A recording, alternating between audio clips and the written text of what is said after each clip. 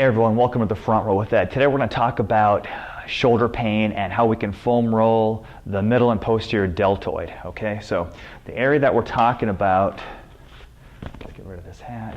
The area we're talking about here is, the deltoid's a big muscle. Okay, we got an anterior, middle, we got a posterior deltoid. However, the posterior part of this shoulder capsule through here, okay, once this part gets to be tight, possibly have some trigger points in it, we can get all sorts of problems with the shoulder. Okay, so I'm going to show you how to roll it out a little bit with the foam roller.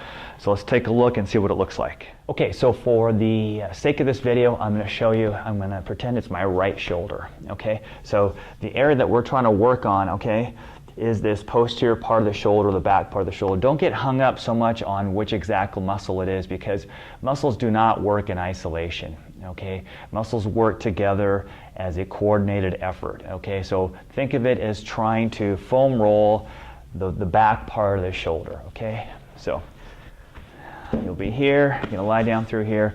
And the first thing we're doing, this arm is going to be fairly, if this is 0 degrees, we're going to get up to about 40 degrees. Okay, and I'm just going to put a little bit of pressure on the back part of this deltoid, right up and through here. Okay, and I'm going to explore that area. So same rules apply for trigger points, okay, that we talked about for other areas. 8 to 10 times, and we're just getting a lay of the land. We're exploring the area. If I come across this point that's, wow, pretty special, okay, then what I do is I come back and I work that spot, okay, for about 30 seconds to a minute, okay?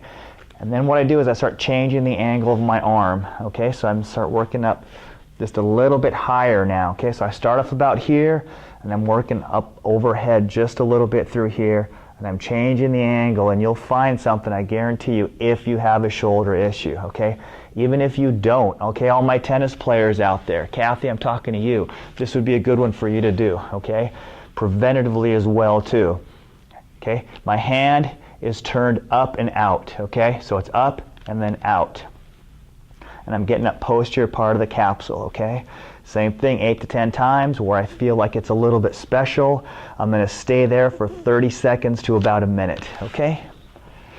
Now, the important thing to remember after doing any trigger point work, okay, is that when we're done, we've got to follow it up with a stretch. So in this situation here, you're going to bring your arm across your body through here, and you can support it here with your other arm and try to bring it across as far as you can, giving it a nice little stretch, okay? Since posterior part of the shoulder tightness is a precursor to many shoulder injuries, it makes sense that we work on it with trigger point work, foam rolling for a couple minutes, and then follow it up with a stretch. When you're doing the stretch here, try to find that sweet spot where you can bring your arm as far over as you can and just feel a little bit of a stretch in through here. Hold it for about a 20-second count. Repeat that 2 or 3 times. Go ahead and do both sides, okay? Even though I just showed you on my right, it's a good idea because we want balance and symmetry in all that we do, right? Life, work, strength, range of motion, all that type of stuff. So do both sides, kind of gives you an idea of where you're at, okay? If you got a question, leave it down below, and good luck with it. We'll see how you do. Thank you.